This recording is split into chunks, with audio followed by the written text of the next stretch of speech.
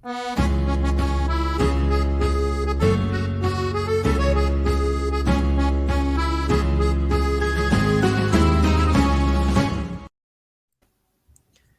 and welcome to Net That Haul, Gameweek 5. Fixture crunch is incoming, guys. So I know everyone's been complaining about the template so far, but it's going to get shaken up real soon. So I'm obviously FPL Nemo. Good to be back from my holiday and see my, what was it I called you? Supreme leader at FPL Mariner, at FPL Lens, the resident coach and tactician as well himself. Good to see you guys. It feels like it's been a lifetime since the last stream. Oh, well, yeah, it does, doesn't it? But I've got a bit of a problem. The Football League, it's upside down. The Football League is upside down. Well, should I say our mini league is, Gabe? Because, Gabe, you're at the top. Am I really? All right. Well, not the top of our mini league, but you're top of our little league, us three. You had a good week again, right? You had another good week. Yeah, it was a decent week. I think I got, was it 82 points or something like that? Yeah, 82 points. Up and into the top 100K for the first time this season, and feels weird and feels good. Can't complain with that. I also got around it. I think I got 83 points. I was sat there quite happily on 82, and then thought Binary Bailey's going to deliver, and sure enough, he did 1 point. Well, you're not going to enjoy this one-upping, but I got 84 this week, so it was my best week of the season so far. Oh, fuck. What was it? 82, 83, and 84. But he's in the top 100K. I just made it into the top million, so it's a long way to go yet. But points are very tight. I think if I would have kept Eza, I would have gotten 85. So yeah, the Eza to Neto move. I saw that. That's a 2-week move. We're gonna wait. That's a 3-week move. We're gonna wait 2 more weeks to see. Well, he's not going to Arsenal anymore. That seems to have been ruled out. So at least you could get him against Bournemouth, and that's part of my thinking. I was going to sell him for maybe like Gross this week or a Leeds mid, or try to get up to Gundogan. But part of me is like, I've held Neto this long. Like maybe I see through this Bournemouth game. He's not leaving for Arsenal, so it's going to be a late call because I don't have Perisic, and that's the other guy I'll talk to you about tonight, as you know, because he might finally be coming in for me. We'll see. What did we say pre-show? We were going to get into the content within 3 minutes. We've just spent 2 minutes 30 talking. This is the content, though. These are the topics of the week. I bet everyone in the chat, these are the players they want to know about. Are they going to get them? We're going to do a 1-hour show today, guys. Don't worry. It won't be a long one late into the night. So Deadline's let's 12 put this hours. right then, Nemo. We're going to do a 1-hour show. Now, your 1 hours is everybody else's 1 hour 30. So... yeah, the 1 hour 30 is 2 hours, so that makes sense. Yeah, exactly. Let's get into it, shall we? Let's get into it. Yeah, let's go straight in. Let me go to the next section. So I guess just before we go, actually, a quick shout out to Don Black Dragon as well, the latest member on YouTube. So thanks for the support. That brings it up to, I think, 33 now are in the Discord chat. So I know Gabe had a good chat with them this week as well. So we're going to continue trying to do the weekly audio spaces, and like one of us will make sure we come on and just chat for a bit with them. Teachers. I said haulers, I mean. I saw FPL teacher's name and teacher. It was a pleasure getting to chat with Dom for about a half hour there in the Discord hangouts. He's in Mumbai, opposite sides of the planet, of course, and yeah, it was cool. It was a lot of fun. I look forward to doing it again. I'll do it sometime again this week. Nice. And Mariner, you enjoyed your kind of stint. I remember you were at work and I was at work, and we were both meant to go in for half an hour, and 2 hours later we were still on the Discord hangout. I wasn't at work, by the way, but yes. It was even if you were waiting for emails to come in. You were at work. Zone. Yeah. I was definitely at work. Just to dispel the myth and avoid disciplinary proceedings. Yes. Yeah, I'm happy to admit. I'll let you not take the fall for my sins. I remember those co-workers that watch this show. We have to watch out what we say. Brandon, you're always working. There we go. Should we look at the mini league as well very quickly? Just your best friend Mariner. Just the top 3. So we've got what's the name of that team? Shroot Farms.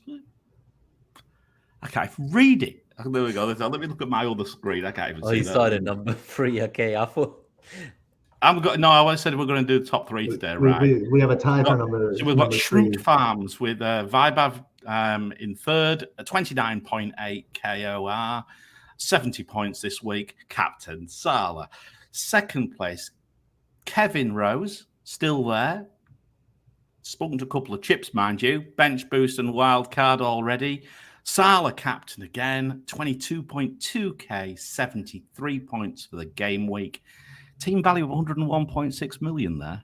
I don't know if anybody else spotted that. It's quite high. Early wildcard.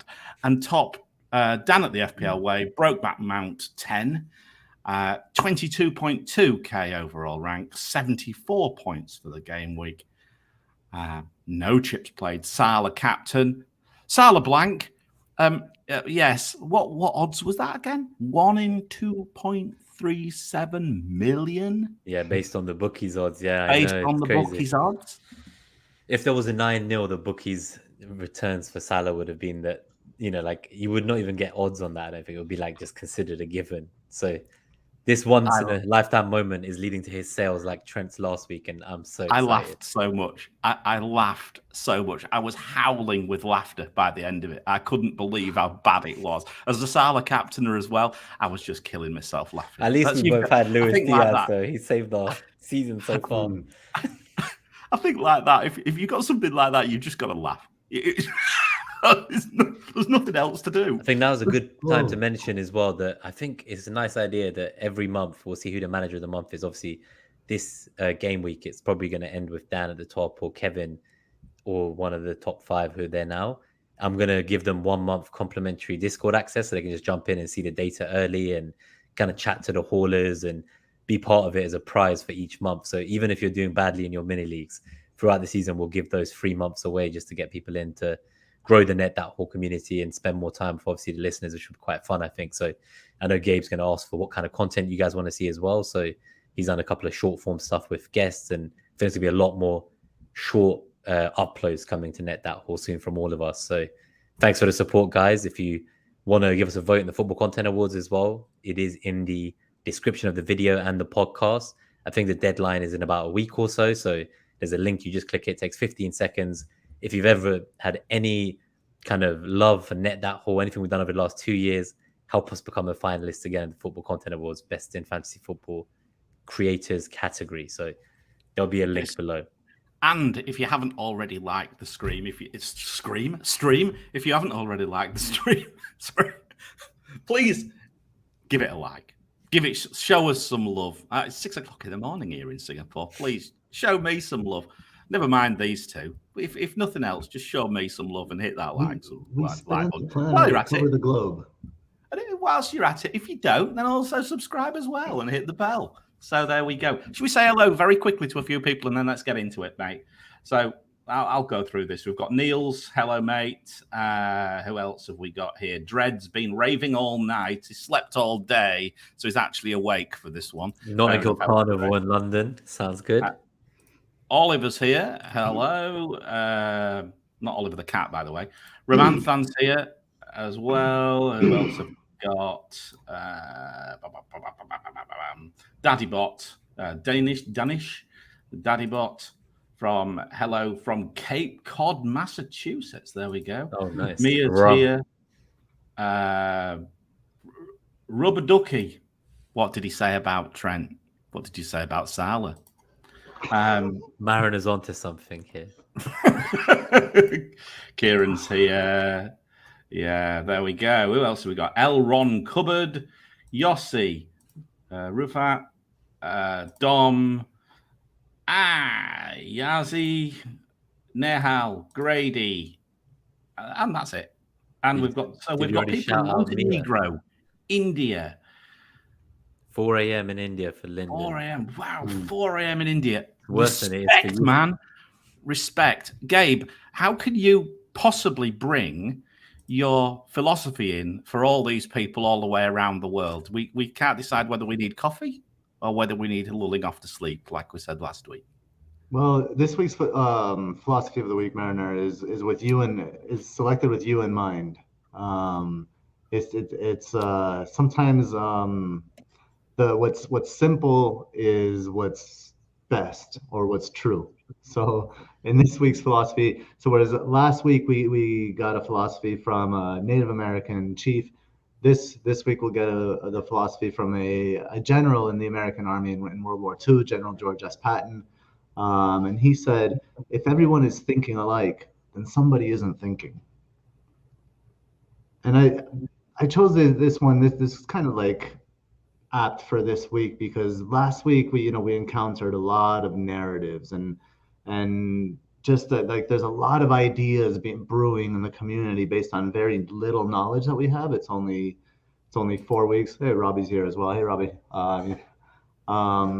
So, but this very little knowledge, we feel like we've learned a lot, and we have. So that gives us a feeling of power, and I think that feeling of power, when it gets like combined, can lead to this herd mentality that we don't question, right? And I think there are some questions to be asked. There are questions to be asked about seemingly obvious picks at the beginning of the season, like the Liverpool defense that we just talked about. Obviously, it wasn't a good idea to get rid before Bournemouth, which we said last week, but they are maybe questionable now. We have to look at their injuries, for example. We have to look at Cancelo and what his role is. The fact that he's been playing on the left, he ends up as a center mid. Yeah, the things that we have learned some things, but we need to question kind of like some of the herd mentality from before. So when you see that everybody's thinking the same way, people have kind of stopped thinking, and somebody needs to stop to question that so we can course correct. Yeah, I mean, we made the comments last week, didn't we, about people selling. There's some very, very strange transfers going on last week.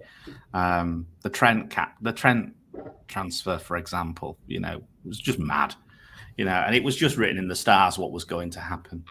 I'd go as far as saying as well, I know people are a bit thinking about selling Cancelo right now. Why would you sell him this week? I love that you're asking these questions because all the players I'm considering selling are like Cancelo. No, I'm with you. And I'm too looking at it, but I'm not doing it. Because I'm thinking I'm going to wildcard soon, though. So I'm going to literally wildcard in a few weeks. 3 of those few weeks are now. Like 3 of those 4 weeks. And is that the point? Is that the point where we're at now? We're getting to the point now where, all right, we take one of these so-called, absolute preseason locks out your team, knowing full well that you can wildcard them back in if needed. You know what I mean? I'm getting like that. I think Cancelo is probably the only way I can get to someone like Mitrovic.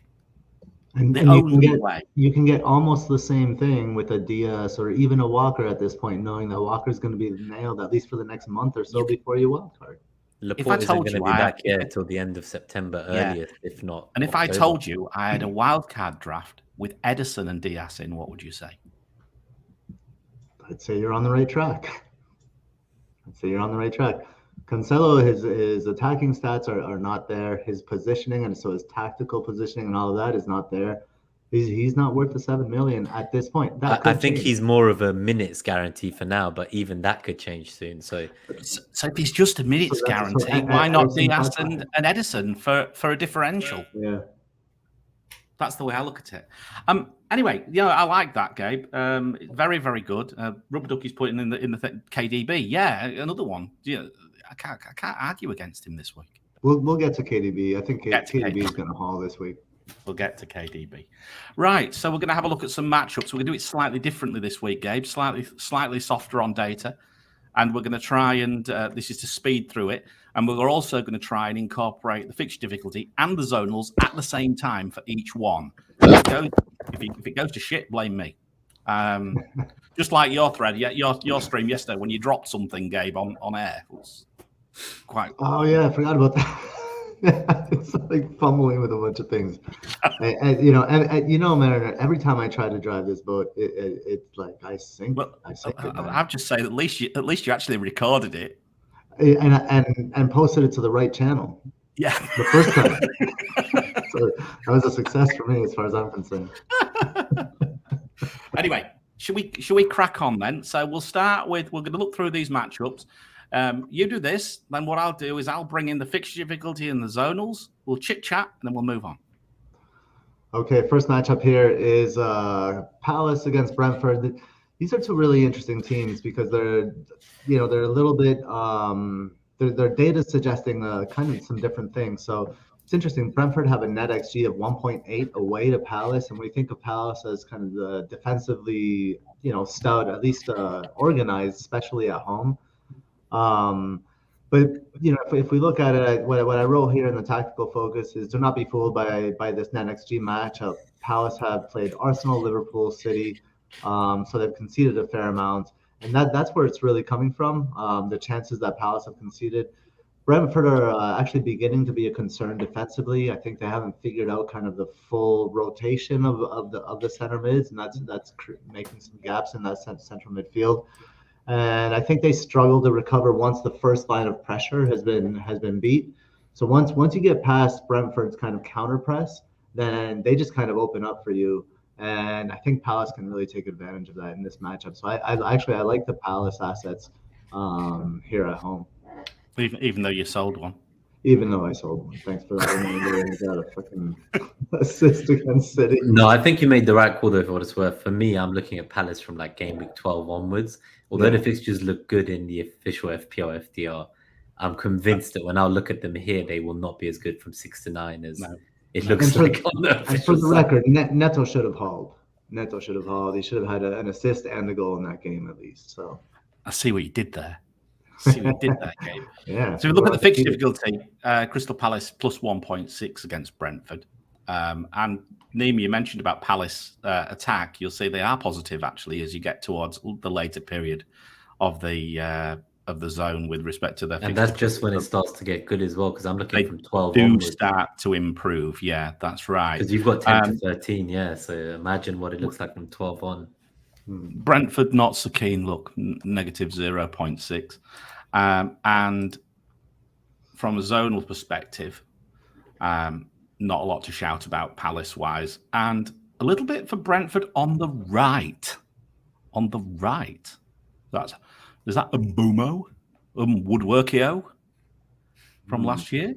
But yeah, not a great deal. Not a great deal going on there. So shall we jump on? Fulham against Brighton. So the one thing I like about Mboma on the right there, Mariner, is Brentford will surely go out in a 4-3-3 against Palace because Palace play a back four. So that means that Mboma won't be kind of tucked into that wing back role that can happen occasionally.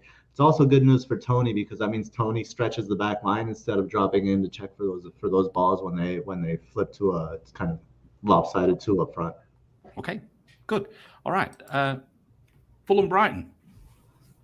Fulham Brighton, yeah, I mean, NetxG really likes Brighton here. Obviously, it's 1.25 to 0.34, but when you look at the percent goals that's based on a shots model, it only gives Brighton about a 37.5% chance of a clean sheet. So it really likes the 1-1 here.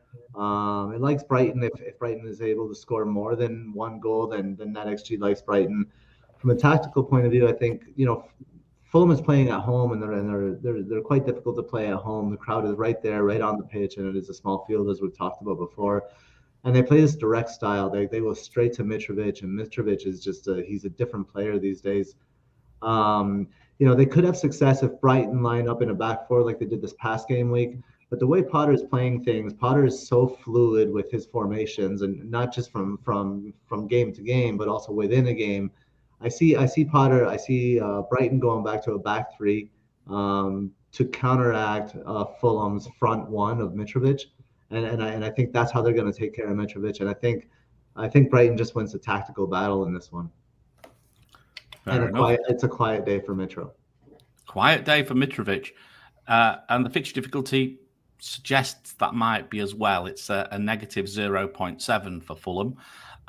What I will say is Mitrovic just finds a way, Gabe. He does. He really does. And then that's why, and had some conversations around this as well. I don't know what you guys think. There's the idea that Mitrovic is fixture proof.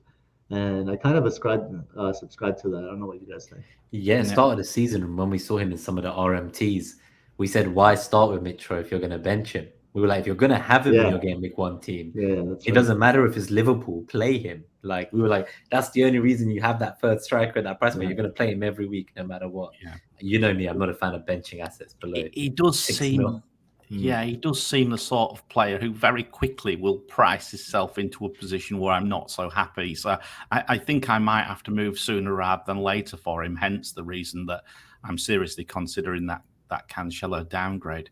So, Mariner, I think you're hitting on an important point. So, just something that's starting to come up is you can't have every asset, right? So there are certain assets that are going beyond what we might be willing to pay for them.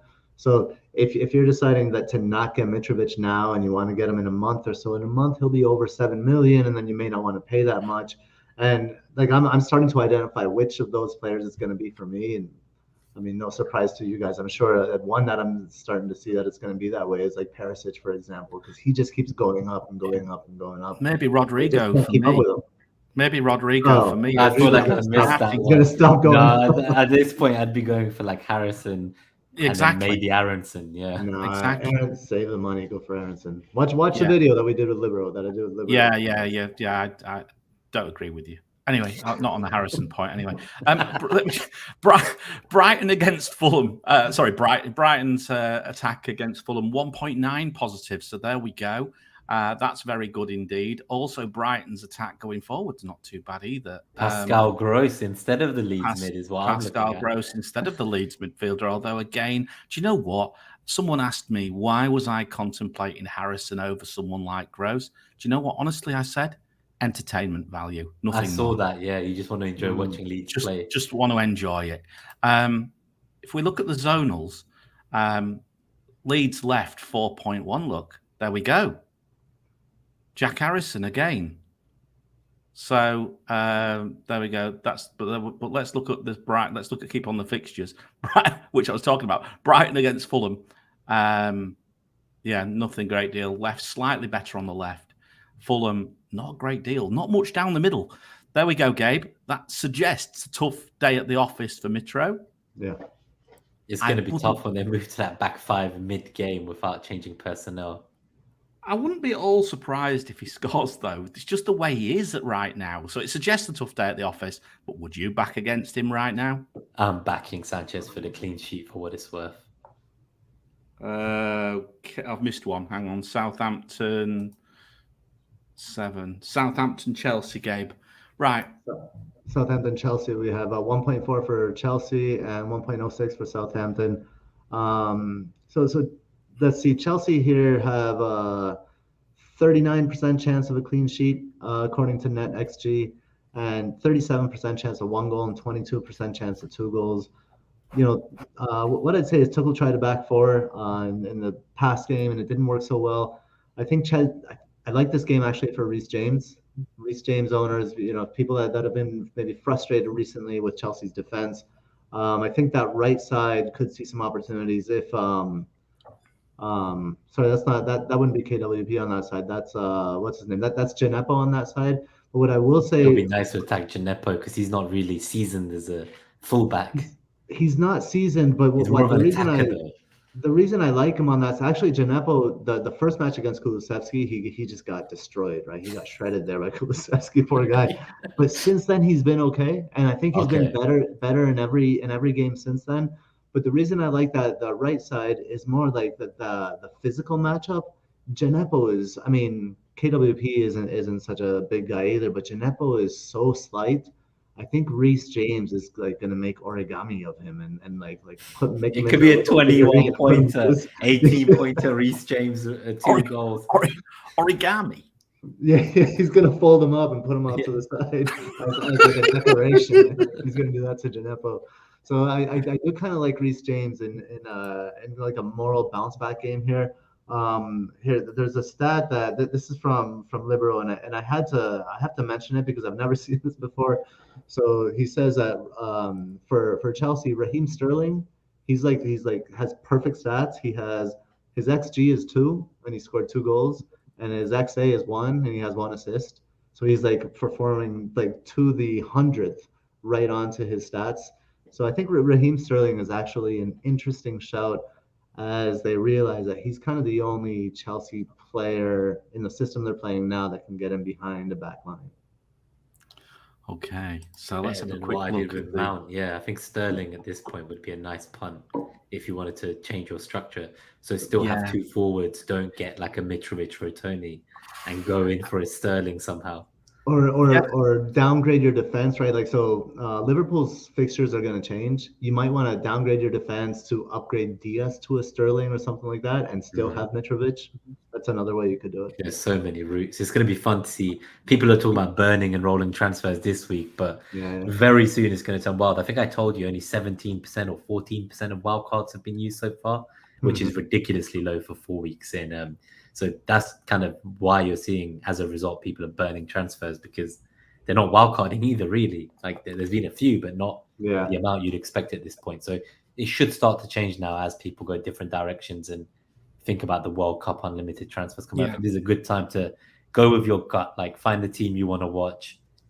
You can't have them all, as you said. Like, pick your Brighton or your Leeds or your Mitrovic or your Sterling. Like, just get that one more exciting asset, I think, out of my defense into somewhere in my midfield or attack. That's the way. So, very quickly, if we look at the fixture difficulty, it quite likes Chelsea 1.8 attack and 1.8 defense. So possibly a double return there, Gabe. You mentioned a bit of James Origami. It's entirely possible. And then Chelsea going forwards as well. Attack, not too bad, 4.3. And then slightly worse further out. With respect to Southampton, on the opposite, obviously. Doesn't like them this week, fixture difficulty-wise. And Zonals, if we look at Chelsea, interestingly enough, Gabe, Chelsea-Southampton doesn't really jump out for the right-hand side. That's using this year's data. Southampton, again, possibly a little bit more down the middle and the right than their left. Not a lot there. I just want to very quickly touch on something you said about... Sorry, go ahead. There's a tactical reason why the right side won't jump out. Do you want to cover that very quickly before I jump back in? Because I want to make a point about defenses. Yeah, so the tactical reason is actually Gineppo is being held back while Kyle Walker-Peters is being pushed higher up the field. So if you look at their heat maps, Gineppo is more sitting more than Kyle Walker-Peters, so they're attacking more at the right side, and and then the left side is sitting, so just to contain. Okay, all right. Right, the point I want to make about defences here is if you look into the range between about game week 10 to 12, 10 to 13 there. If you look at that, look at Liverpool and Man City's defence. They're actually very low. Liverpool's actually slightly negative. Manchester City, still slight positive, but nothing like the high, big, deep greens that we were seeing at the early part of the season, right? And this is the same. If you look at defense over attack now, attack is starting to predominantly much higher. I think we're going away. I think the template's going to shift, I think, to 3 at the back is where I'm thinking. It's really interesting you say that. You're only the second person that I've heard kind of mention this.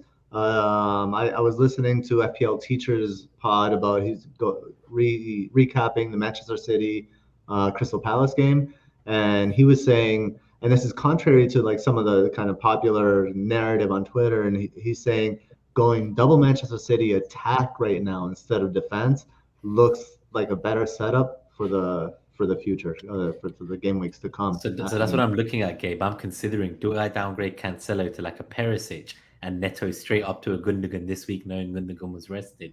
But you still want some City defensive coverage, right?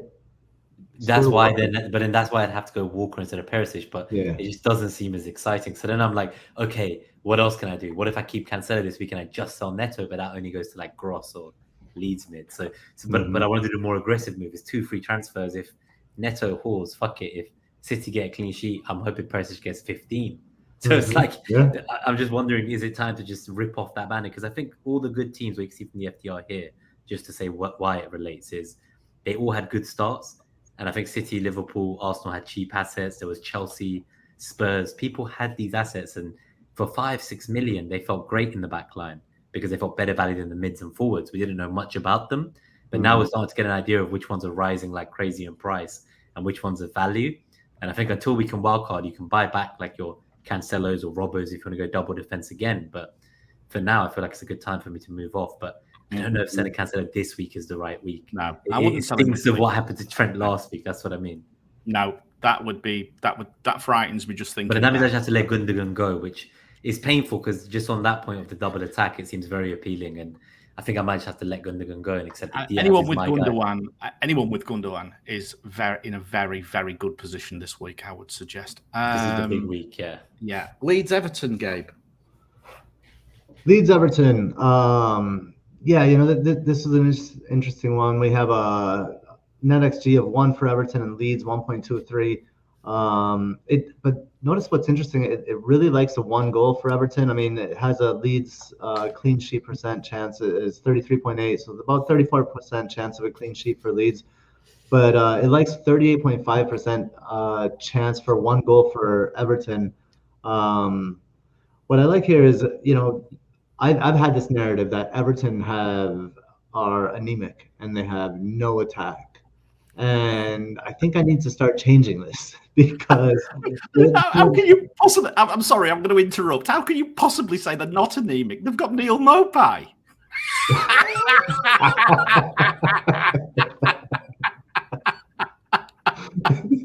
They just bought anemia from Brighton. I mean, if toffee doesn't chip your teeth, then what else does, right? I mean, for God's sake, Neil Mopai. Everton keeps scoring though. They're like the clean sheet. They ruin everyone's clean sheet. No one's. You don't get. They keep scoring 1 goal. I wrote here that they haven't been shut out since Chelsea in game week 1, and they should have scored against Chelsea in that game week. And then before that, the previous one was that Minnesota United embarrassment, where they got beat like 3 or 4-0 to an MLS side. But that was preseason, and now during the season, they just seem to get it. They just seem to nick that goal. So just, you know, there are some people that might have Meslier as a goalkeeper, or I don't like I think Everton score again.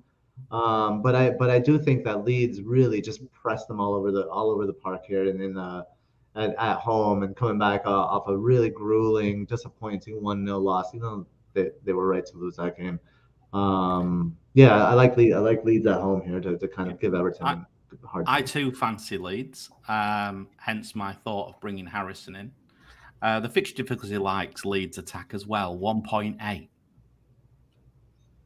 So there's some positive for your Rodrigo owners, and if you're looking at jumping onto a Leeds asset now, I think it's the right time now. Said last week I wasn't convinced about Leeds. We were right that it wasn't the right week to jump onto Leeds, but now I think it is. Defensively, I still don't like Leeds. Shout out to the Meslier owners from game week 1 for the save points. Yeah. Yeah. Has he got any? I don't know. Leeds are better defensively. They're still not great. They are better, and especially at home, they're better. So I think they're going to be like a middle. I mean, that's not a terrible matchup. That point for I say it's 0.4. At least it's positive, but that's probably more to do with Everton away than Leeds, really. And given the fact that fixture difficulty looks at a slightly longer period, of course, this is the big thing we've been moaning about with the fixture difficulty, is the fact that there's been so many changes this season. I think it's struggled to pick this up. Everton-wise, slightly negative for attack, and very negative for defence, as we've seen. And fixture and zonals, I mentioned it earlier. Now let's get it in the right order. Looks good for someone like Jack Harrison down the left, 4.1 for Leeds. Not so much down the middle. In fact, Everton down the middle, Leeds look like they might struggle, but so they create the chances from the wings, slightly less from the right than the left. Everton look to create down their left and through the middle when it comes to Leeds as well, Gabe. Nima, anything you want to add on that? Anything we want to touch on? There's been my discussion is, do I bring Harrison in? I can't get to Rodrigo. I can't go straight from Neto to Rodrigo. And if I was going to go that high, I would just go Gundogan. I feel like Man City player for like $1 million more at this point. Yeah, true. I mean, for Harrison feels worth it still, I think, from a value perspective. Harrison was the one I was interested in, but I'm just not seeing the output. So I just think Harrison is more integral to them right now for me. I just think he's more likely to hold that position down. He seems to be the creator. So Harrison is further forward, and so you see him in the box, and you see him in more dangerous positions. One thing we were having a chat on the SKLW tournament DM chat there, which we're undefeated, by the way, and we have like nobody in the top lists. and none of our players. It's a full on team effort. But Harrison is like, I was telling them, Harrison is like one of those players that he's in dangerous positions. He's really fast, and every time he does something, it looks like it was an accident. I mean, I think that's really unfair. I nearly jumped on my phone when I was listening to that yesterday morning. I thought it's just so unfair. I actually really, I know in the past he's been in the Bielsa days. He was subject to that 45-minute hook, right? And I remember that really well. But he's not now. And he's top for XA. He's top for XA. But one of him or Rodrigo are going to get dropped. So who drops? That's in the your question. opinion, who would you drop? Rodrigo? Seriously? It looks like I've been thinking it's Rodrigo, but obviously after the recent quotes, the fact that he's still returning, I'm like, oh shit, this guy's looking dangerous for now. You're Jesse Marsh. Who do you drop? But Bamford's nowhere in sight. You're going to take your main assistant. Are you going to take your main person who's creating chances out of the team? For the guy you made captain, yeah, if he's still scoring every week too. So both of them are on the hook here. I'd be shocked. Both of them are in danger though. But the point is, that's so far away because Bamford's been nowhere near. So I think at this point, if I wanted to just go for a Leeds-Man, I go for the one you think is going to return most. Yeah. And do you know what I'll do? So I think do you know what I'll do? Is I'll go for the one who Andy Martin's going for, who's the Leeds fan, and he's going for Harrison. He's going for Harrison. Okay, I'm in. I'm on the Harrison boat if I don't get Pascal Gross. There we go. Yeah, right. Anyway, that's my impassioned Harrison. Defense of Harrison, yeah. Defense this week. Bournemouth Wolves, guys. That move by the end of the show. What do you say? I'm going to talk you guys out of that move by the end of the show. I'm still more interested in Gross or Gundogan, yeah. Yeah, okay. I mean, look, I'm not saying Gross is a bad pick. I'm really not. I'm just saying from sheer entertainment value, I think I prefer to watch Leeds. That's it. You've got to have some fun with FPL. I mean, hell. It's like you want to own Rafinha again. And an argument for Harrison, Leeds are at home and they're much better at home, whereas Gross is away to Fulham, and that's a tricky place to play. So, for this coming game week, I think there's an argument to be made definitely for Harrison. Okay, so Bournemouth against Wolves. Before we get to Bournemouth v Wolves, we have 51 people viewing here. Yeah, we only have about 27 likes, I think, on the stream, so we could really use those likes. Help us out. It doesn't take much. Help us out. Let me play. We'll do the Damari Gray pick. How about that? We'll do that pick Gray. yeah, that's exactly what I want to do today. Because I saw someone mention it in the live chat. So that video has been on a hiatus for like a year until you saw it recently again, right? So that's coming back. Going to be really happy. I found the whole clip. Yeah, it looks like he's a serial killer in it. Bournemouth Wolves, boys. Bournemouth Wolves. Bournemouth with a NetxG of 0.55. Wolves with a NetxG of 1.32. Wolves with a whopping 77% chance of a clean sheet here for Wolves. Yes, Bournemouth, they don't shoot very much. They don't create very much. Let's see. Wolves have a 38.6% chance of one goal, but if you're looking at like 2+ goals, we're looking at about 20% chance of 2 or more goals, which isn't great, and that's a lot to do with I believe the post-shot XG, or the expected goals on target for Wolves, which kind of isn't matching what they're creating. In this one, Bournemouth play with a back 5, so I think Neto and Gonzalo Guedes, they'll most likely kind of alternate in joining Jimenez up front. If Jimenez starts, I'm not sure about that. I think Teacher's in the chat, so he can. Well, he's telling us no one cares about Bournemouth Wolves, so I'll get on with it. But if he can tell us if Jimenez is going to start there, that'd be good. But I think it's going to be like Jimenez, and then one of the other two. I believe it's going to be Gonzalo Guedes, kind of arriving to partner Jimenez and attracting the attention of the defense, and then Neto coming in a little bit later and wide. Because Bournemouth in a back 5 or a back 3, I think that they'll open up space for kind of like a late run if Jimenez and Guedes can attract a lot of attention from the 3 center backs. So I do think things are going to open up for Neto here. I would make him, well, I think he could get something here, but he could have gotten something last week. He could have gotten something in game week 1. I mean, he should have had by this point many returns, and he hasn't. So maybe there's a reason for that I'm missing. I'm not sure. Anyway, Alan's saying Kiefer Moore will score. Why is he off out? Is he off for a night out?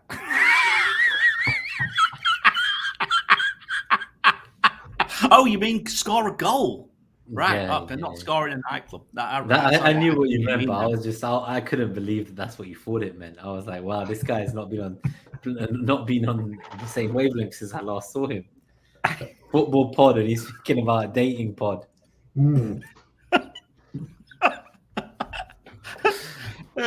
Let's have a look at this. Bournemouth, where are we on the fixed difficulty? Well, it hates them. -2 defensively.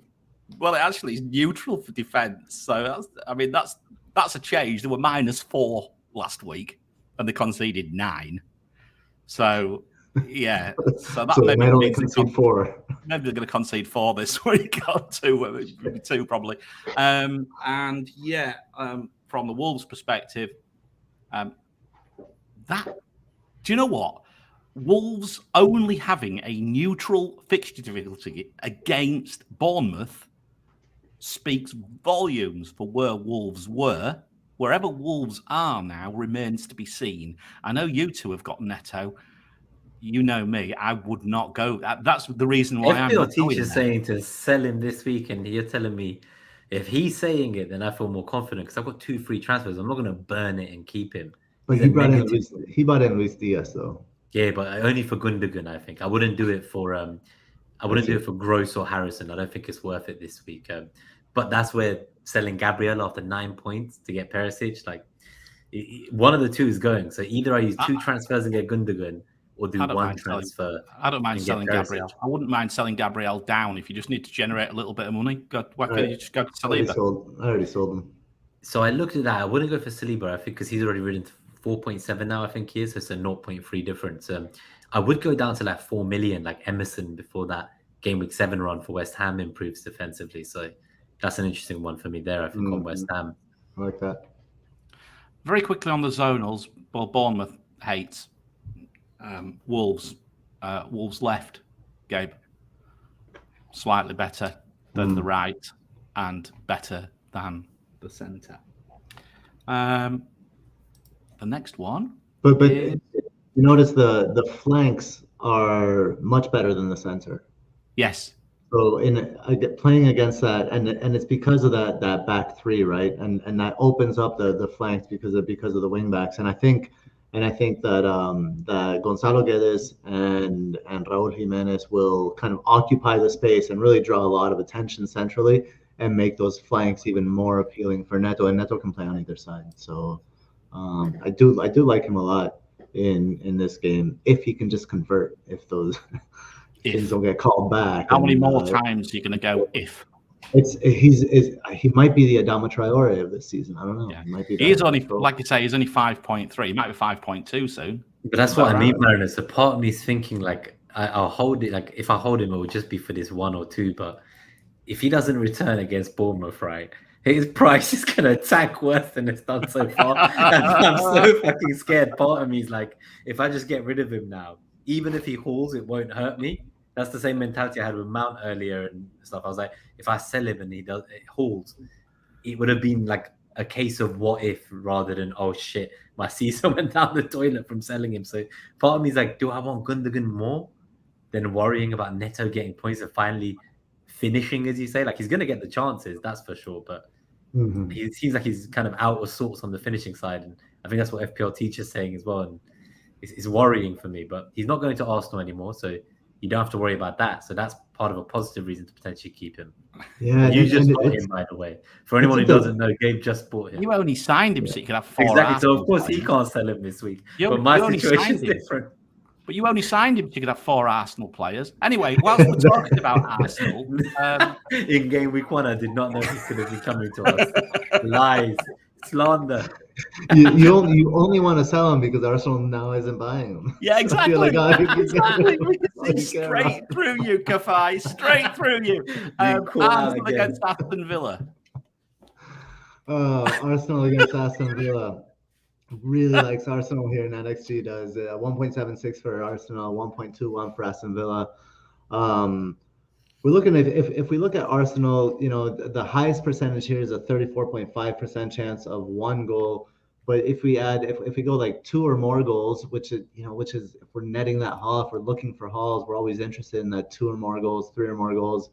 And by adding those up, we're right around the same percent chance of 1 goal or 2 or more goals. So you have to like Arsenal here, especially at home. Villa, by contrast, is about a 32% chance of a clean sheet for Arsenal. Villa most likely score a goal. They have been able to nick their goals, especially when Bailey starts. And I do expect Bailey to start and perhaps give Arsenal trouble there on their left-hand side. I expect Villa to be in a 4-3-3 because Arsenal are in the back four. People don't want to hear this, but when Bailey's starting, he's hit the post, he's hit the crossbar, I think a couple times. I mean, I think people are just upset at Bailey the asset, and then they're underrating Bailey the player. And in that 4-3-3, the only thing holding them back is their manager. And Gerrard, when he plays that 4-3-3, especially against the back four, Bailey can create some stuff. So I don't know that Arsenal get a clean sheet here, but I do like them to win this game. I mean, the problem I've got with it is that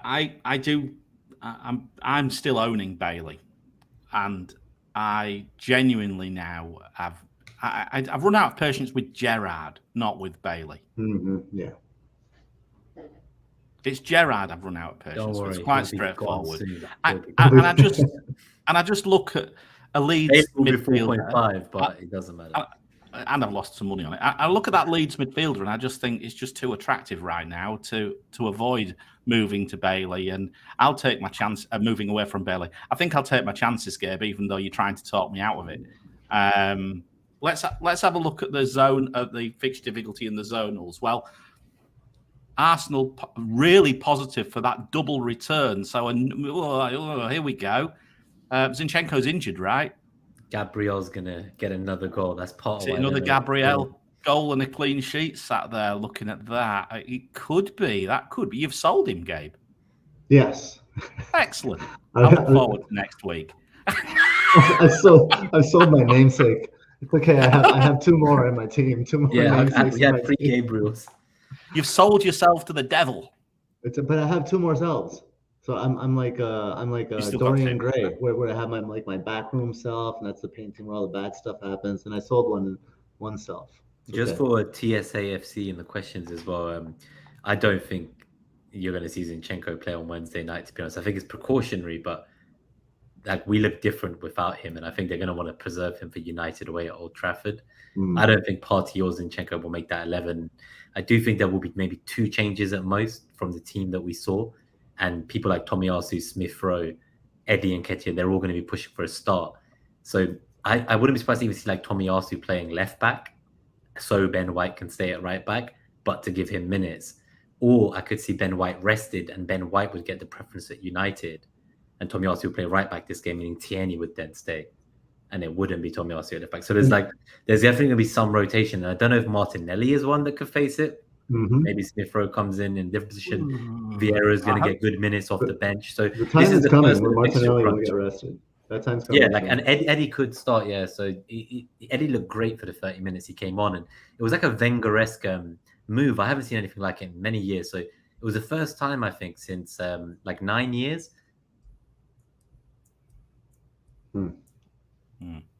If Martinelli gets rested with that positive left-sided matchup, I'm going to be pissed off. Oh wait, did I lose you for a second? Yeah, you froze there for a second. Yeah, I thought so because you all started spinning. But I was just saying I've not seen a move like taking Tierney off for a striker from Arteta or Emery or any of these guys before. It's a very Wenger-esque move of 60th minute. You've just gone down. You've dominated the whole game. One mistake. And the intent to then bring on Eddie and the way he looked, you could see kind of the wingers, Saka and Martinelli, were going very wide to allow Eddie and Jesus space so they wouldn't get in each other's way. And I wonder if that's going to be more of a plan B you see from Arsenal now going ahead, where Eddie can come in and Martinelli and Saka will touch the wing more. So I think on that regard, Saka really is starting to look like it's not worth the extra money. Odegaard is looking way more value than I thought he would, if I'm honest. He was the man of the match. He dictated the whole game. It was crazy. And he's starting to take shots that he wasn't before. And I think when he didn't take a shot against Palace in Gameweek 1, he said in the press like he felt like he should have taken a shot instead of trying to pass. And since then, he's obviously nicked it off Gabriel's foot. He's taken another one. So I think he's a great option if you want to go triple attack. Saka's not who I'd be looking at anymore. It would be Jesus, Odegaard, and Martinelli. And that's just something I want to put in there because I could sell like Gabriel and turn into a Odegaard, so a third attacker for these fixtures. Because I don't think they're as bad as people say. There's like Brentford and Everton within it, I think, as well. So, you know, Villa's still at home. I tend to agree with you, Nima. I mean, I don't see a clean sheet. That's the main thing I want to say. So in the next 4, I don't expect many Arsenal clean sheets. So I'm comfortable kind of selling the defender at this point. Just to make one more point about Arsenal before we move off them, I tend to agree with you on Odegaard. His heat maps now, I've actually considering now for a central matchup. Yeah, like he basically his heat maps are pushing into the box quite noticeably now. So he's getting into some good positions. So again, I don't watch the games like you. I look at it from a different angle, and I've spotted that as well. You've seen a change to his tactical style. I think he's more confident now getting into the box. Yeah. Man City against Forest. Sofa time. Okay, Gabe. I mean, Man City with a 1.81 NetxG, Forest with a 0.93, which is higher than I expected. So, you know, I mean, the stats are pretty obvious in this match. So, you know, I think Manchester City is going to use it to get players like, I don't know that it's Grealish necessarily. I wrote Grealish there. I just think it's that left-hand side more than anything.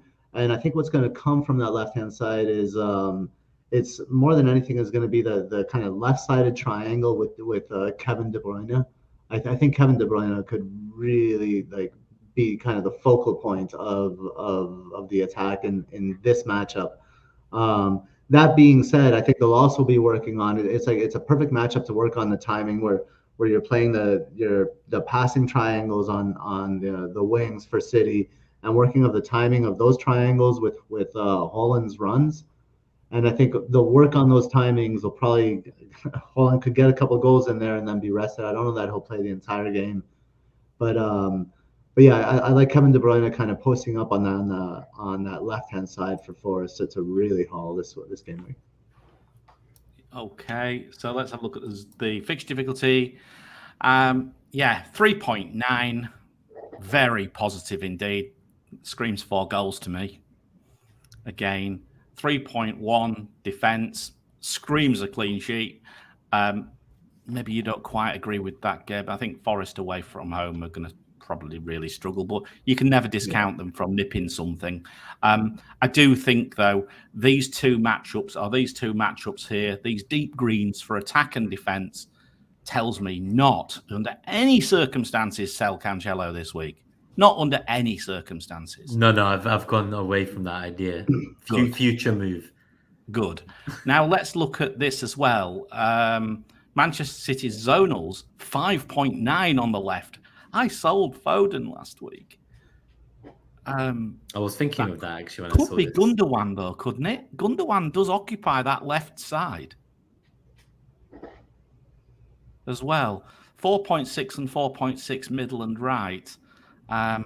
Yeah, Forest. Well, yeah, not much expected. But yeah, as a Foden seller, I clearly benefited from it because I went to Diaz last week. But I'm not sure. I mean, we're going to come on to the Liverpool matchup in a couple of slides. But yeah, it does worry me a little bit. I quite like the look of that left-hand side for City this week, Gabe. I will challenge the that left-hand side is definitely where to attack Forest. I mean that's what I was trying to attack with the Don Juan pick last game week with Heung-min Son, and it didn't work out. But that Forest right side does open up.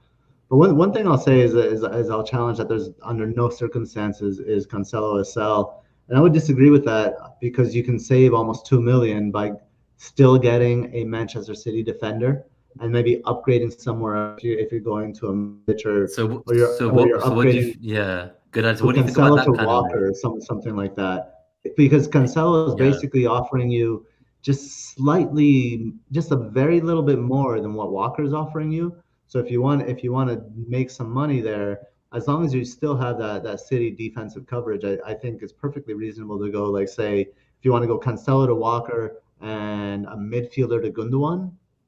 That's what I was going to say, Or because then you have midfielder to triple City for this Foden. game.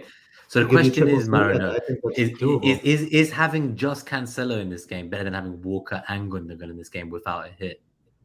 Do you see what I mean? Like, I could have like double the number of City players that I do going into it. I do see it, but I just, you know, I mean, I think when you make the question about for 2 City assets rather than 1, maybe I can see the positive. But this week, the other example given was to recycle the money into the forwards for someone like Mitrovic this week against Brighton, who is probably, I think, about as tough as it gets, I think, right now. They're very, very well organised, even at Fulham, right? I'm not saying Mitrovic won't get anything. I'm not so sure. For me, I probably wouldn't, Nima, but that's just me. I don't know whether, you know, that's maybe just the manager I am. That's what I mean. So I feel like the wild card's coming soon anyway. Walker, so when am I going to do it? I just hate I don't feel confident with Walker. I feel like the new fullback, he could get a start in this spell. It's probably going to be the weekend game, maybe not this one, but at some point he's going to get a game. Maybe Cancelo moves to the right back position that game. Maybe Walker gets benched. I would love Laporte. He's far away. It sounds like end of September, maybe October. So Aki's hamstring, who knows when he's back. So it's all a bit, Stones is a liability. You don't really want him. So then you're kind of like, oh, actually, well, then I guess Walker does play and he does stay on most games. And how long do you need to own him for? Yeah, that's what I mean. It's just 3-4 weeks as well. Yeah. So part of me thinking, like, should I just get Walker and Gundogan? Like, and then I just wildcard back Cancelo if I want him, like, if it goes wrong. Yeah, I mean, look, that's an example of moving a player like Cancelo out. You know, one of these players who was absolutely nailed in your thinking at the start of the season, and you think you'd never take him out. The beauty of it is you've got this wildcat, and then you've got another one. So yeah, like 6 weeks later again. So I just think, yeah, it's not as bad as it sounds initially. I feel, and I think the thing is, Gabe, is this, you know, is Cancelo going to benefit from that left-sided matchup is my perspective. I think that's the key. He might just as easily benefit himself.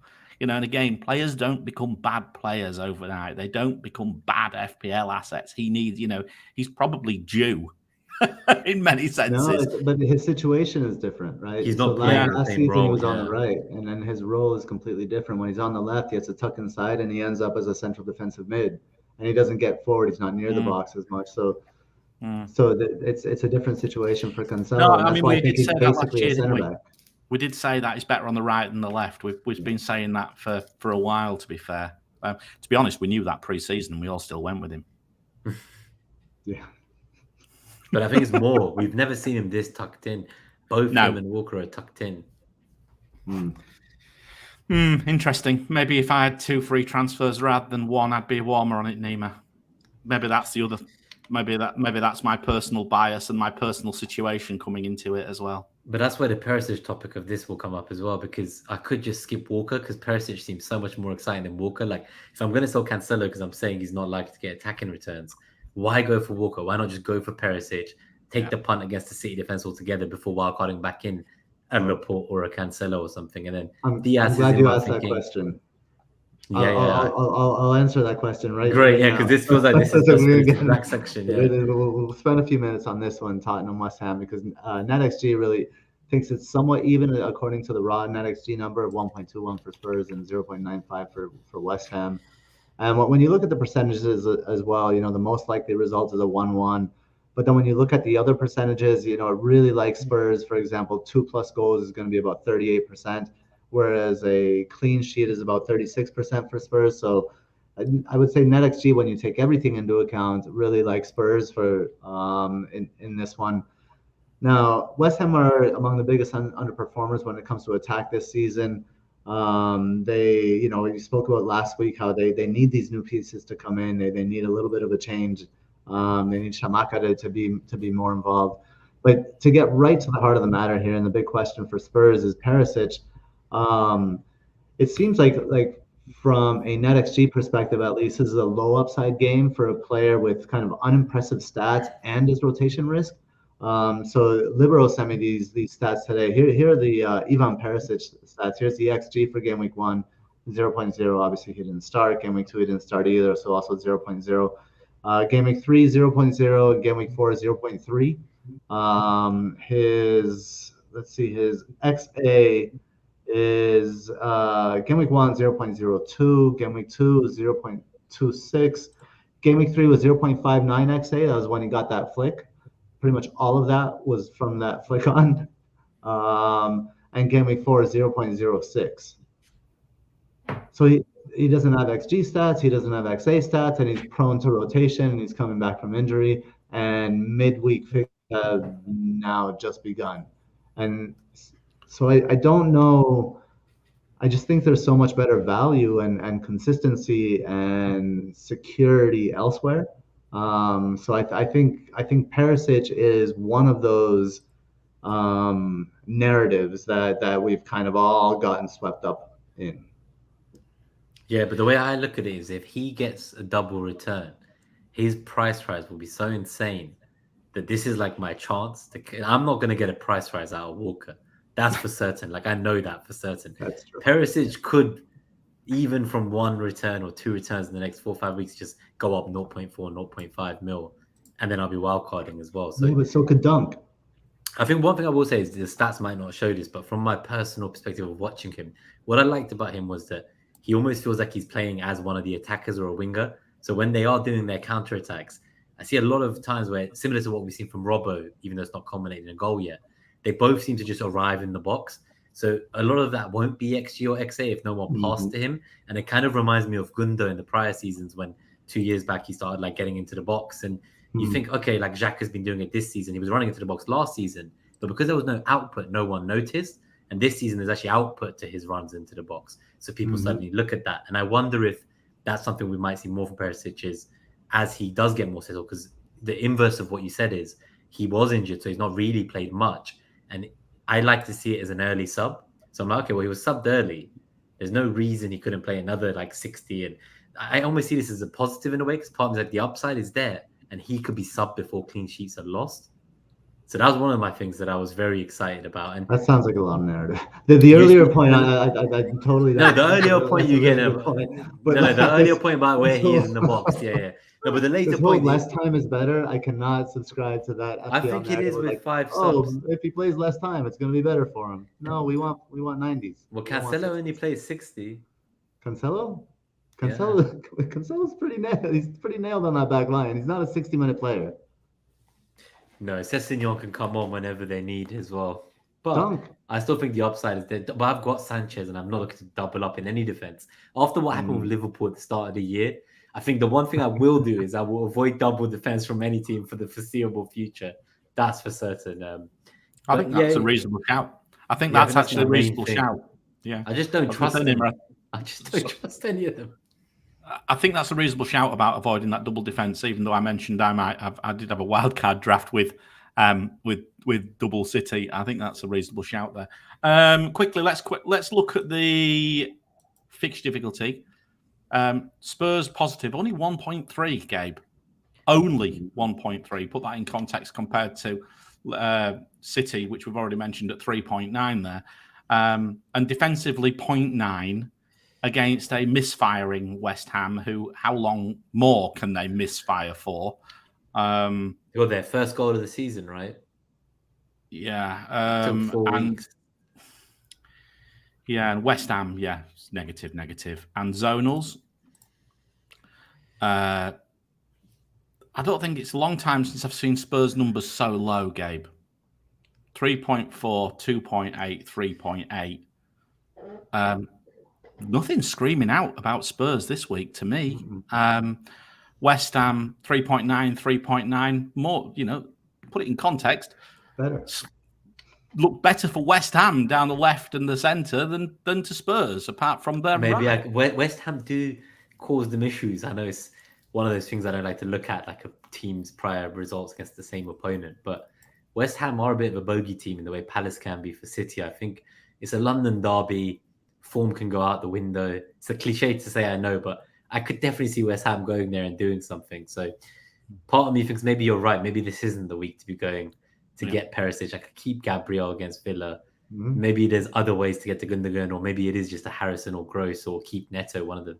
But that's the other problem with having 2 free transfers. And I think because all the big teams have had good fixtures, we don't want to sell them either. So that's why I kind of feel like we are in a bit of a trap. And that's part of why I was thinking of selling Cancelo, getting Perisic. But maybe Perisic isn't the answer. Maybe there's someone else. There's good assets emerging. Fofana at 4.4 million. That's another one I've got an eye on. So Emerson at West Ham, as we were saying. So there could be ways to get money out into the attack and get that third striker and Gundogan, not just like I just need like Trent as my expensive guy, James, a 4 mil, a 4 million, a 4.4. And there you go. I've got a great team.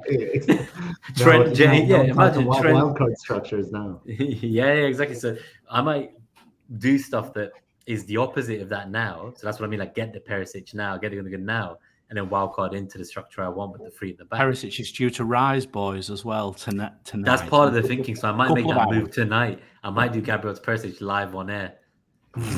Just to catch the price rise. Prices over points, remember, folks. Liverpool, Newcastle. Liverpool, Newcastle. So this one's really interesting because Newcastle could have a series of injuries. Now, I think some of them are due to be back. We'll see about that. NetxG says 1.73 for Liverpool, 1.43 for Newcastle, which is interesting. So definitely likes goals in this one, and that's not surprising given the state of Liverpool's defense, the state of Liverpool's midfield, and just the way Newcastle have been playing now. What this might not take into account are the injuries. I think Trippier is probably going to be out. I expect them to kind of like rest his hamstring. He's had hamstring problems in the past. Alain Saint-Maximin, he didn't train today. I believe who else? I'm not sure about Kraft. If Kraft was supposed to be in or out. I think Bruno Guimaraes. Who will play right back, by the way, then? Because if both Trippier and Kraft are out, then Murphy. There isn't even someone there to play. It's going to be Murphy or someone will play right back, and Wilson's also out. So Newcastle is quite decimated here.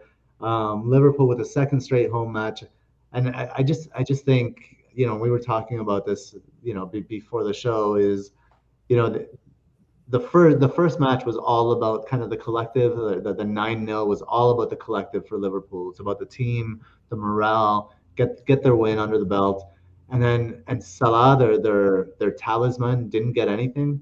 I think this one is going to be all about the talisman and to thank him or whatever. I think they're going to get him his due in this one, and I think Salah's going to be up there for the golden boot, and he's going to stat pad in a match like this. In a match like this, and everybody's going to support him in doing that. The crowd's going to support him in doing that. The manager's going to support him in doing that, and all his teammates are going to support him because he got nothing in the 9-0. So and Luis Diaz as well against that side. This is another double attack. Looks like it's an exciting time to be exciting time to be a Liverpool double attack owners. So. We've got the best fixture difficulty as well at 4.4, and that's before you start taking into account the injuries, so that could be even higher. 2.8 for defence again. Those Trent sellers, you're buying him back. I thought one of us was meant to answer that, and then I realised I would not sell him. Wonder how many people sold him and bought him back. So that's very, very positive. And when we look at the matchups, it's the right now, clearly against Newcastle, 5.6 against 3.4 down the middle and 2.4 on the left. Gabe, we chatted about this just in the week. I was saying, why are they so bad? And you mentioned that probably it's Diaz cutting in to the middle and the chances moving from the left side into the middle for Liverpool. So that left side don't worry so much, right? Mm-hmm. Yeah. I wouldn't attribute the left side necessarily to Diaz because Diaz cuts inside and a lot of his chances come from the center of the field. So he would be a mix of central and left there. And he's involved so much that I wouldn't let the zonal matchups, at least not this early, concern. No. I like it. I own him. I'm very happy holding him as well. Yeah. I think double is perfect. Okay. Last one. Leicester, Manchester United. Leicester against United, almost equal here, kind of across the board. 1.45 for Leicester, 1.55 for United away. What's interesting here is while the numbers are equal, when you just look at the shots model, they're not very equal because the shot model will also take into consideration expected goals on target, that post shot model there. And it really doesn't like Leicester because all of Leicester's chances are quite small. Even their finishes are. It's not like they add a lot of XG to the finish with the expected goal on target. It's usually about the same. They're just getting kind of lucky that these shots are going in. I think Harvey Barnes' goal from the weekend is a perfect example. Yeah, he strikes again, friggin' near post. Keeper should absolutely have that, but no, it's Harvey Barnes, so it fucking goes in. Anyway, You shout hate out him. to Quiver at the You Banger really Podcast. hate him. I hate Barnes. United here with a 49% chance of a clean sheet is really interesting. I'm not really buying a United clean sheet, and the reason is Leicester have been able to score goals this season without big chances for the most part, and United are a team that they concede goals from small chances. So that kind of matchup is not good for United. So I do think Leicester will score here, but I would be surprised if United don't kind of build on what they've been doing and win this one. It'd be interesting to see how they set up. But look for United players to really start coming into their own in the coming weeks with Anthony joining. He'll have Anthony on one wing and Sancho on the other. That front formation is looking quite formidable. If Anthony can adapt to the Premier League, there's still a lot to be Sounds like seen. he'll be there in time for the Sunday match against Arsenal at Old Trafford. Will he be there? Will he be in the Sounds squad? like he'll be ready to play. Yeah. Interesting. That'll be interesting. And then just really quickly, I do like United's right hand side more than the left, and I think we'll get into that shortly here with the Zonals as well. Yeah, I was going to say fixture difficulty is pretty neutral. Actually, doesn't really suggest an awful lot either way. Interesting that what you mentioned that you again predict Manchester United to further improve and maybe doom Brodge, perhaps. I don't know. On the Zonals side of things, Manchester United's right is favourable, as is Leicester's right. Now, well, one thing I will say is regarding the Zonals for United. I think we saw in the previous game how Elanga and Sancho, they can switch sides, and I think Erik ten Hag will put Elanga on the side that has more space. So whatever side maybe the opposing team is pushing up with, they'll put Elanga on that side for the speed, and they'll put Sancho on the other side for the creativity. Yeah, I'm just looking at a longer range as well. Manchester United's right looks at pretty favourable going forwards as well. Let's see how much Anthony costs. It's looking like a wildcard transfer. If judging by his 100 million price tag, I'm sure he'll be like 10 million in FPL or some shit like that. No, he'll have to be priced similar to the rest of United. I reckon we could get in it. If he comes in at 7, he will be in every team. So I feel like he's going to be Jesus price 8 million, maybe. 8 million. He'll join that 8 million crowd. I agree. Make it a difficult decision. You're going to have to go without another asset, the same structure. Right, boys. We're 1 hour 13 in. We need to get the other bits and bobs done and captaincy and get out of here. So, Gabe, we need to do the Don Juan pick for a start. Should we do that for Gray quickly first? Yeah, do you want to quickly take a moment? Yeah, so guys, enjoy this. This was Nick Triggerlips, veteran of the FPL community. I think he had 3 top 200 finishes in consecutive years. Chess Grandmaster. This was when he was live on air with me and Himbo last year, and just watch what happens. There was a match on at the same time, so just enjoy. And he's getting his goals and assists. Oh, 3-1. Hold up. Don't know this is getting fucking annoying. I think it's dry. I think it's the Corey. Again, no, Gray scored. So I've got him in Sky. Okay. Oh no, that's going to damage my FPL rank, though. You're right. Whatever happens, it's so sad when our FPL is more important than fan team. That's devastating. Next on top. LIV-FPL.net is going to crash. Let's have a look. Oh wow, the average and the safety score have gone way up. Having DCL out and then having that prick grey score, it's just like it's ruined my fucking day, that's. You know, you get it's ruined my day too, to be fair. All 10 midfielders blank, don't they? And you just know that fucking Gray's going to come along and fuck up your game week. On a Monday night. Except all the pricks on Twitter who've all got him. That's the only people you were. 99% of people posting on Twitter tonight will have him. All the rest will have turned off. Or Game Week 4, is it? Yeah, all the Game Week 4 wildcarders have him. All the ones that just got Gray because everyone else was, and like he got a goal a week before. You know, the depth of their analysis, and it's rough. And they only got him because it's the only one they could afford to get because they were getting Ronaldo. You know. Do you know who the next one is though? Gallagher. So I always say. So that's a Game Week 4 as well last year. So on that note, I'm gonna get that bandwagon pick. I'm gonna get fucking Perisic. That prick. Oh, that prick Perisic. Actually, that clip's so long, I nearly had a chance to go to the loo. There was like 2 or 3 minutes of that left, but I just ended it at that moment. But there was some gold in some of those guest episodes. We'll have to bring some of the guests from last year back for a round table, I think. That'd be good fun. We're going to roast some of them as well. Right. Should we do the captaincy? Yep. Hold on.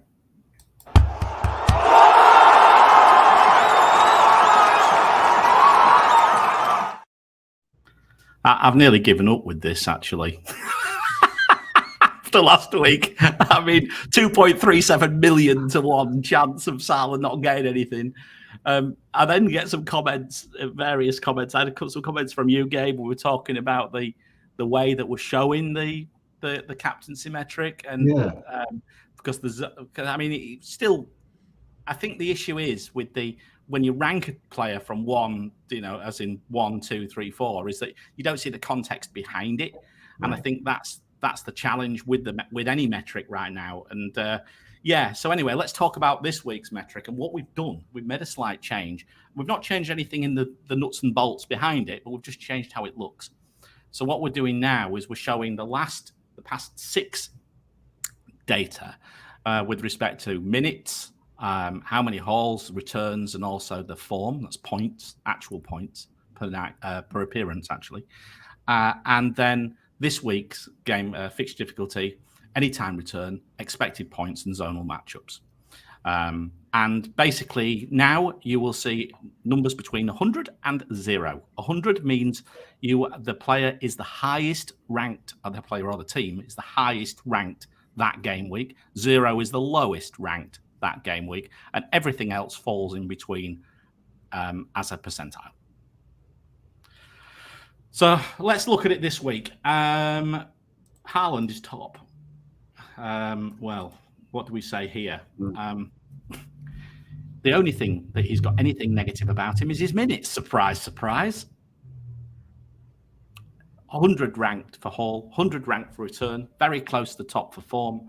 Fixture difficulty just slightly behind Liverpool. Anytime return just slightly behind KDB. Expected points, same as Salah, just slightly behind KDB. I think this all comes down to minutes. And zonal matchups slightly down, but still very, very good. Tiny margins above KDB. And I'm talking tiny margins between all 3 here.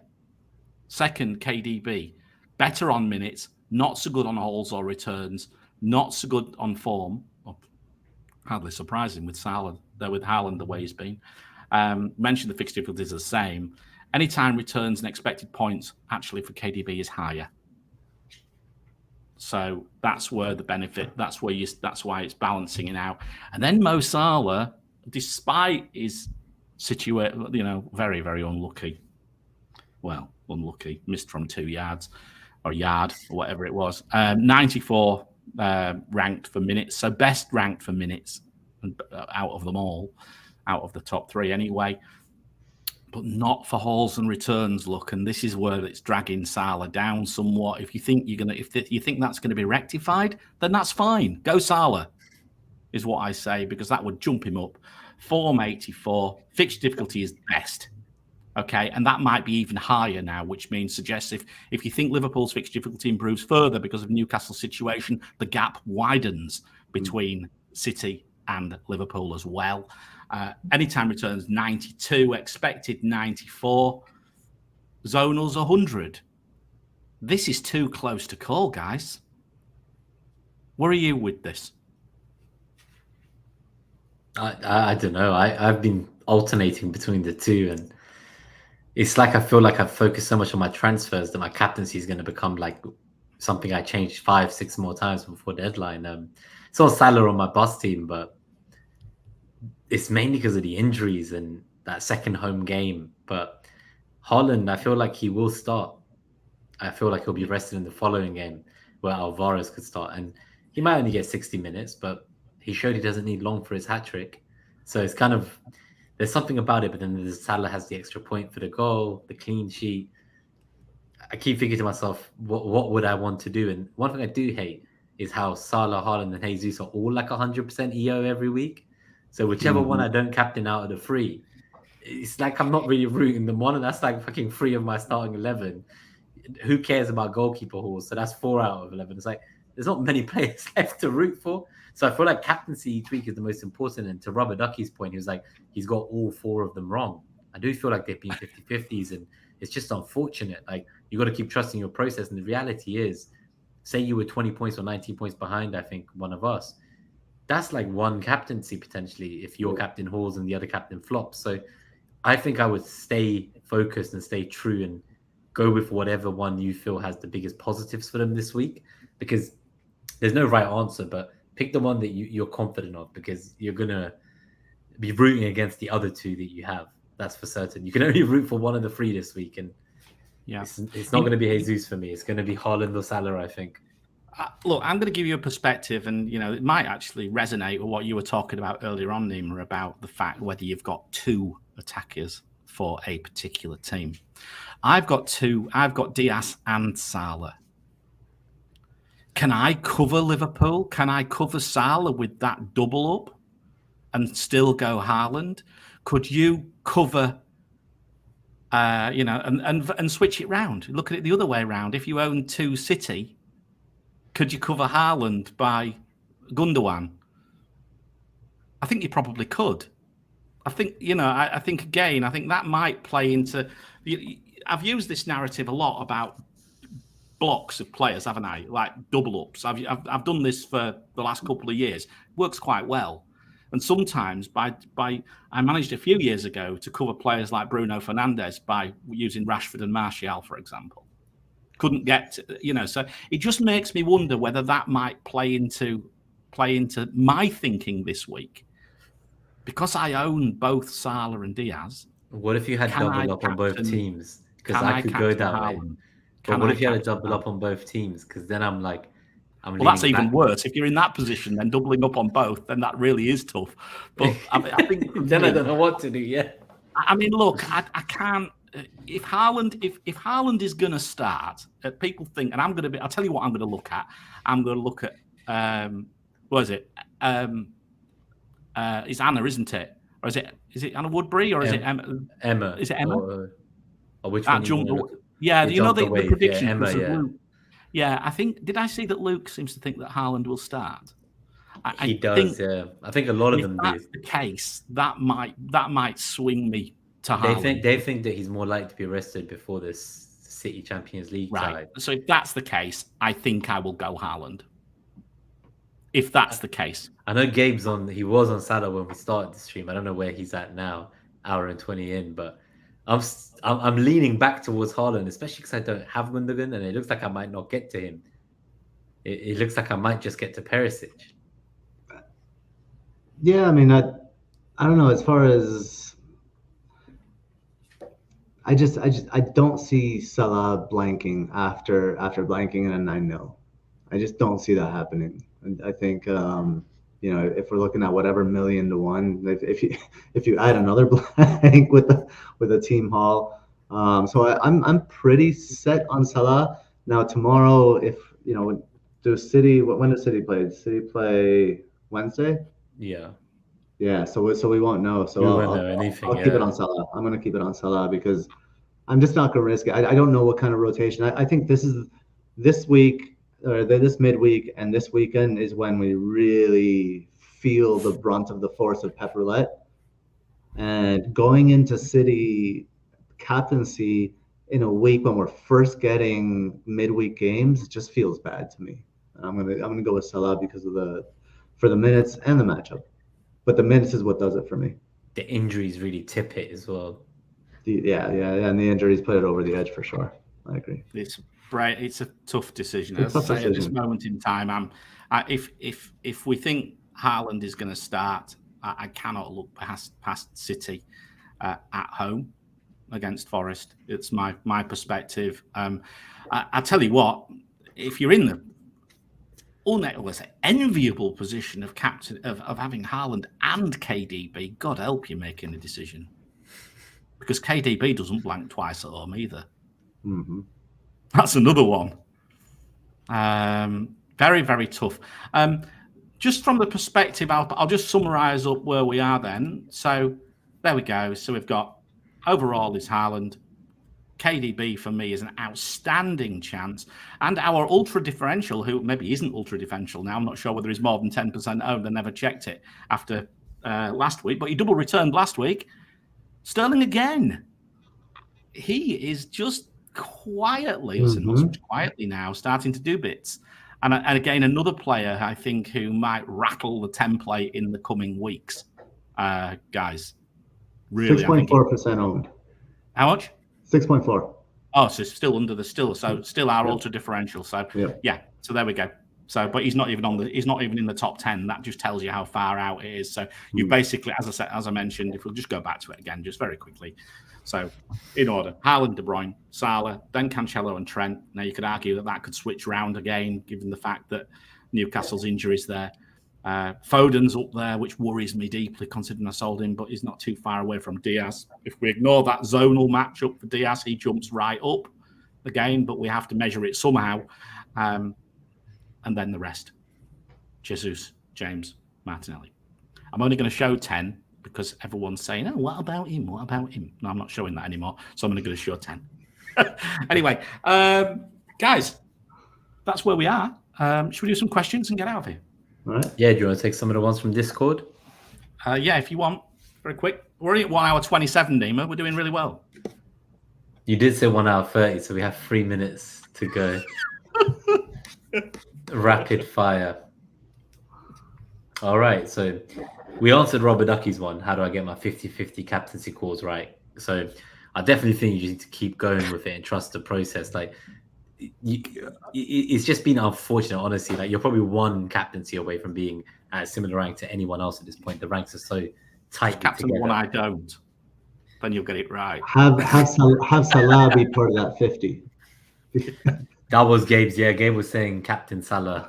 That to be fair, that is the thing I do, which is something I looked at was, I think I was telling you guys before the show, is worthwhile answer for everything else from this week is we've been looking at EO of players, but like really the Elite 1000 has never been like this, where 9 of the players and 7 of them are starters.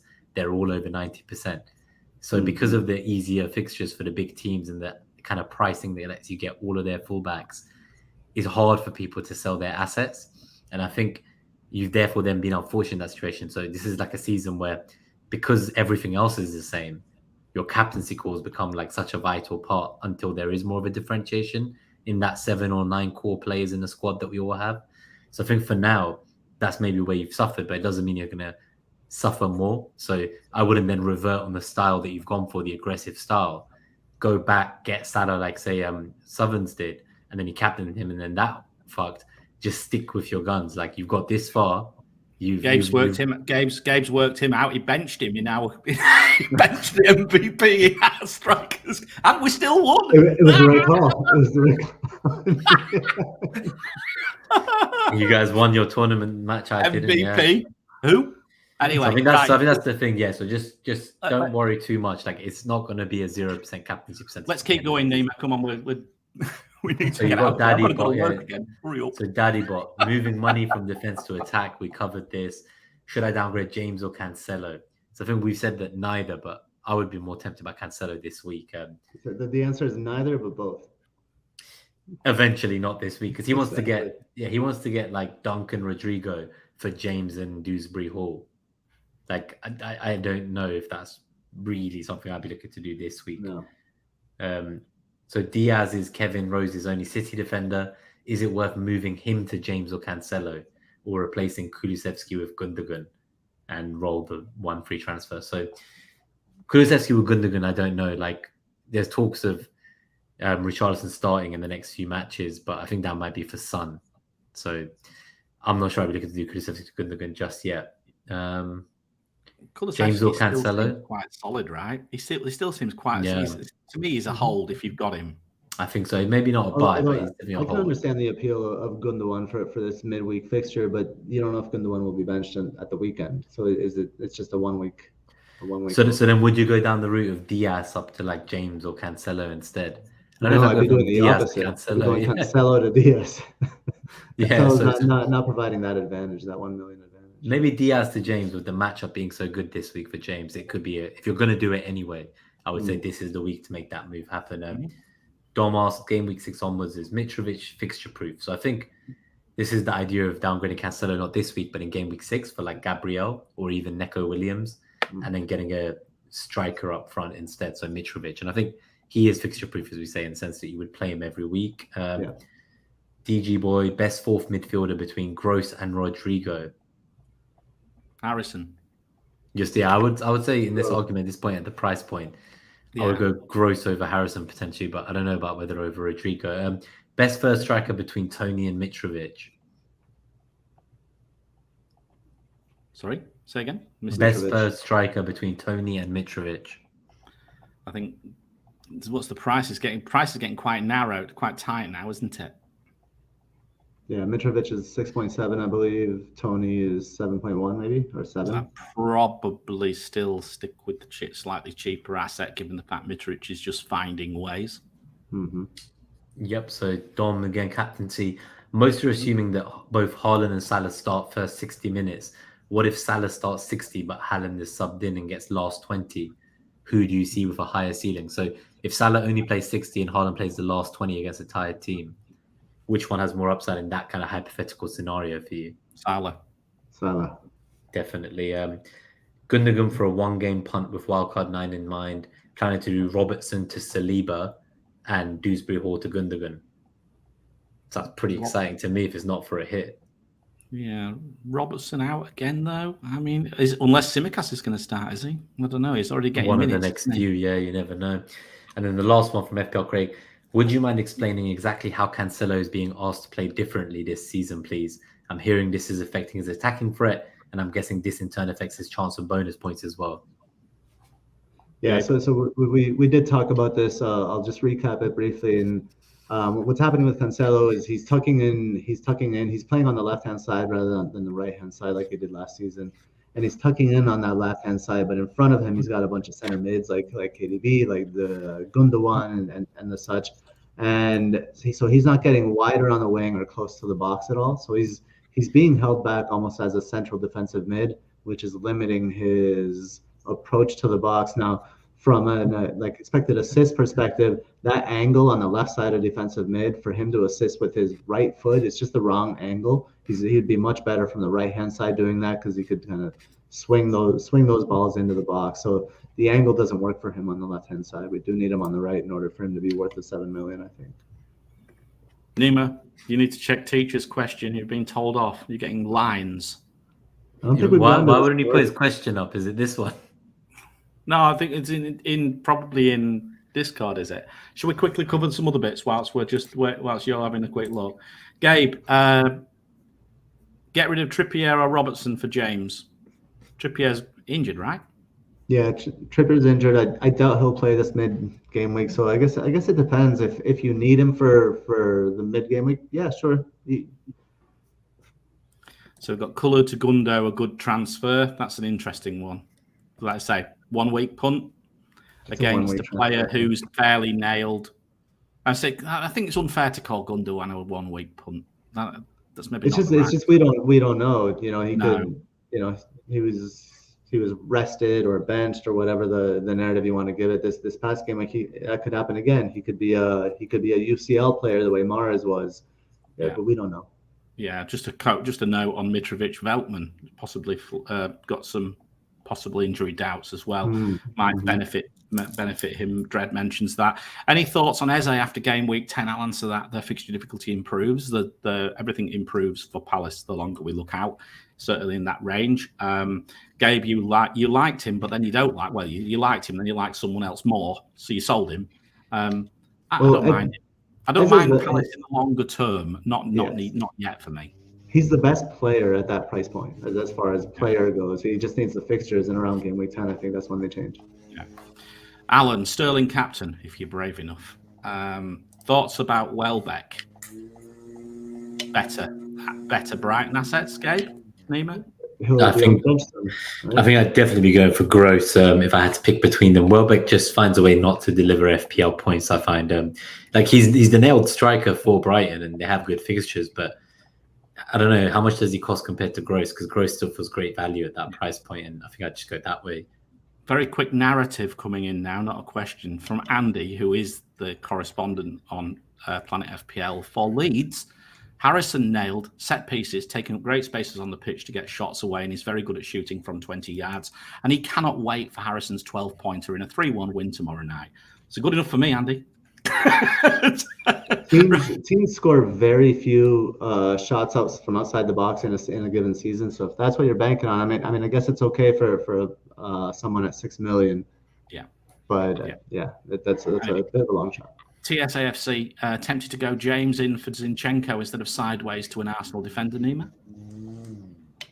Yeah, I think I would definitely do this. So I've responded to some of these in the chat as we went along, but I think that seems like a move I would be going for rather than downgrading to one of the other centre backs.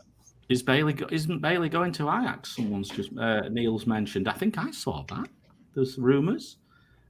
More fool Stevie Gerrard, if you ask me. There we go. Play Neto or Aronson. I think I know what you're going to say, boys. You've got no option. Oh, you might, unless you sell him. Unless I sell him for Aronson. But I'll be playing Neto as it stands. But I still think the Bournemouth fixture just looks so good. But, Leeds are a much more exciting team at the moment. I would say if it was Harrison, maybe I'd say Harrison. But because it's Aronson, I feel like he's great. But he's not looking like he's had the output necessarily. So he's been one of the better looking players on the pitch, and I think he's integral to what Leeds are going to do going forwards. But I'd be happy to spend a little bit more, I think, at this stage to get Harrison if I could. But would you play Neto or Aronson if you had to? Which one? Come on. At this point, I would still go for Neto at this point just because of that match. Yeah, but it's tough. That's what I mean. Aronson felt like a great pick earlier on, and having waited, I'm not sure if that's the exact kind of Leeds mid I would want going forwards long term. Yeah. So from Yasni, moving forward with 2 free transfers, which one of these are better for Robbo and Neto? First option, Duncan Diaz, or second, 5.5 to 5.5 defender and Rodrigo. I'm guessing that's a Diaz with an S, the defender. Yeah, it's Diaz. Well, no, that's a Z. That's a Z. It Lewis looks like Diaz. Robbo and Neto. I know. Lewis Diaz. Yeah. Is it? Yes. Yeah. Okay. Oh, I see. Okay. Duncan Diaz. I think so. Yeah, tend to agree. Has anyone taken a hit yet? Have you taken a hit? Nope. No, none of us. No hits. On the Cancelo point, he has to play Neto. This is from Mia. I have to play Neto this week. So do I do Cancelo to Walker and Neto to Rodrigo? Am I crazy? I don't think I'd be doing that this week. No, play Neto. Play Neto. Start Dunk or Andreas for game week 5. Dunk for me. From Gazan. Okay. That's certainly the start questions, unless there's any more. Nima, just coming back to you. Did you get that question? Yeah, it's in the last question. Yeah, the last question. It was given that we have 3 Man City, 3 Liverpool, and 3 Arsenal, who represents the best 5 to 6 million player going forwards? And then who's the best goalkeeper for people jumping off Ward and Iverson combo? I think I'm going to go for the goalkeeper one. I think I've just bought Sanchez in. If I'm looking at a wild card, I might go Henderson. I quite like the look of Henderson with respect to save points, penalty saves, particularly by the looks of things. But no, I quite like Henderson. I think Sanchez probably right now, Henderson maybe in a few weeks for goalkeepers. What about the other bit? So the 5 to 6 million mid, yeah, that's not from Arsenal, Liverpool. Gross? 5 to 6, yeah, gross 5.7 million for gross. It's not going to be a mid. It can be a striker. Is there any striker in that price point? No. Not one that we're willing to accommodate. No. Yeah, I think gross. Yeah, I think if you can get to 6.5, I would be going for Odegaard as a cheeky punt. But I think under 6 mil, then yeah, I tend to agree. Gross is the guy I'm looking at. Okay, and just a couple more bits and bobs. Have we got any more questions here? Here we go. Kane or Rodrigo as a captain? Wow, if that's your choice. I think it's definitely Kane for me. Yeah. Yeah, I mean, take a look at the metric as well, Omar. I think I'm sure you own at least 2 or 3 of the top 5 of the metric. Have a look at that. We will post that as well as a separate clip again, because just for people, if people want to come in and specifically catch that. Is it -8? Was Williams to Fofana? Yeah, they wildcarded to delete this -8. Oh right. Oh okay. Oh no, right. Okay, sorry about that. Yeah, we'll maybe answer that outside it. Perisic to James for a hit this week. No. No, I think Perisic will start this week. Don't take the hit. No. Right. I think that's it, boys. Should we get out of here? Yeah, so we'll get out of here. So thanks for everyone who tuned in. I think there's 62 people still here at 12:51 a.m. UK time. Must be 7:51 a.m. for you, Mariner. Is that right? Yeah, just about to go to work on the next day along, and then obviously for Gabe, it's barely even come to sunset yet. So afternoon, sunset, evening, got some wine. It's good times. Just starting your evening ahead. When are we back? Yeah. When are we back, Nima? When are we back? 48 hours on Thursday night for the next game week deadline in quick succession. So not 48 not hours, long now. Isn't that 72 hours? It is, but I just skipping days now. As you said, it's almost 1 a.m. there. So because for me it's already Tuesday. I'm looking exactly. at Thursday now. Yeah, I've written off. Tuesday's already done. Off to work we go. But thanks everyone for tuning in. If you can support us before the September deadline for the Football Content Awards, you'll find the link in the description below. It takes 15 seconds to vote for Net That Haul in the fantasy football category in the creators section. So we'd really appreciate that. Support the channel. Hit like if you found today useful. Check out the Captaincy VOD when it's uploaded. And other than that, we will see you guys in a couple of days' time for the Game Week 6 episode and see if the template's been shaken up a bit by then. But I feel like it's going to be a very exciting game week ahead. Good luck all. May you netto those hauls.